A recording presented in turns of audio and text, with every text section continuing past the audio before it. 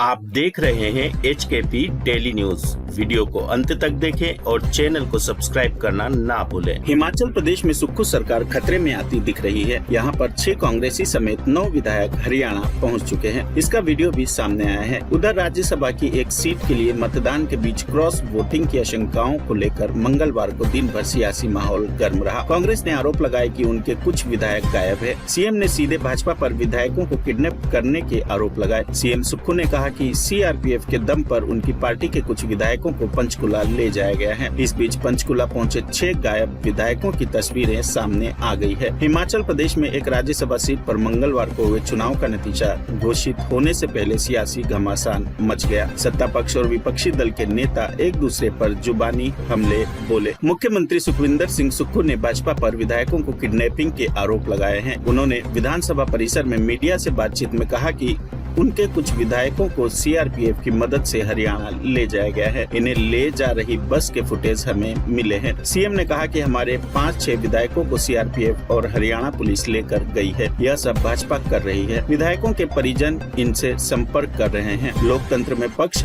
और विपक्ष दोनों रहते हैं, लेकिन विपक्ष हिमाचल प्रदेश में गुंडागर्दी पर उतर आया है। विपक्ष की इस हरकत को हिमाचल प्रदेश की जनता कभी स्वीकार नहीं करेगी। भाजपा की इस घिनौने खेल को हिमाचल की संस्कृति कभी पसंद नहीं करती। मतगणना के बीच विपक्ष के नेता काउंटिंग हॉल में आकर काउंटिंग अफसरों को धमका रहे हैं। यह लोकतंत्र के लिए अच्छा नहीं है। इससे पहले मुख्यमंत्री सुखविंदर सिंह सुक्खू ने वोट डालने के बाद कहा कि विधायकों ने पार्टी की विचारधारा के अनुरूप वोट किया है। विधानसभा में हमारे 40 विधायक है। यदि विधायकों को खरीदा नहीं गया होगा तो हमारे सारे वोट हमें मिलेंगे। वहीं विपक्ष के नेता जयराम ठाकुर का कहना था कि वोट देना विधायकों का लोकतांत्रिक अधिकार है। यह जरूरी नहीं कि उम्मीदवार निर्विरोध चुना जाए। सीएम और नेता प्रतिपक्ष के बयान सामने आते ही सूबे में राज्यसभा चुनाव के लिए क्रॉस वोटिंग की अटकलें तेज हो गई हैं। इस बीच हिमाचल प्रदेश में हलचल बढ़ गई है।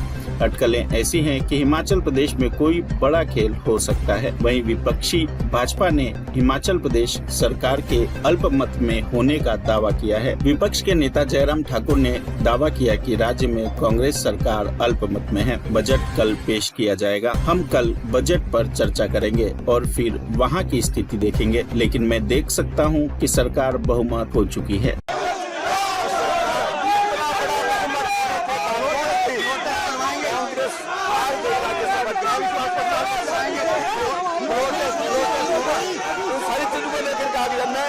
सबसे पहले तो भारतीय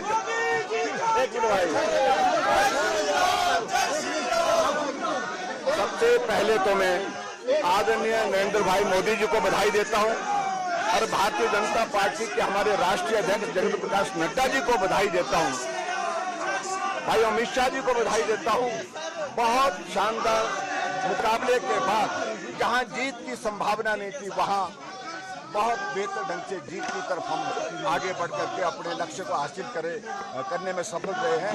और एक बार फिर से भाई हर्ष महाजन जी को बहुत बहुत बधाई और उनके साथ साथ में अपने राष्ट्रीय अध्यक्ष जगत प्रकाश नड्डा जी का और भारतीय जनता पार्टी के हमारे प्रदेश के अध्यक्ष बिंदल जी, सारी टीम इस काम में लगी थी और इस जीत के लिए बहुत बहुत बधाई।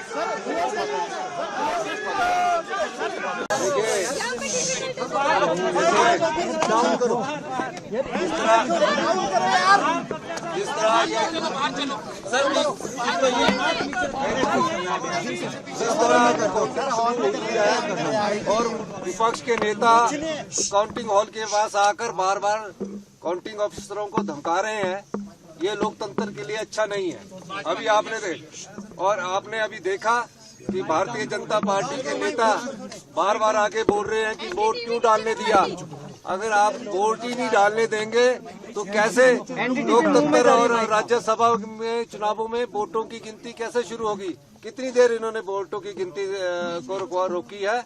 मैं भारतीय जनता पार्टी की जो हिमाचल इकाई के जो नेता है उनको कहना चाहूंगा, सब्र रखिए और इतना ज्यादा लोगों को दबाव में मत डालिए। और जो विधायकों को लेकर CRPF की और हरियाणा पुलिस की कॉन्वे जो लेके गई है, वो 5-6 विधायकों को लेकर गए हैं और निश्चित तौर पर मैं कह सकता हूं कि जो लोग गए हैं उनको वो उनके परिवार के लोग उनसे संपर्क कर रहे हैं और वो अपने परिवार से जरूर संपर्क करें। और इसमें कोई घबराने की बात नहीं है।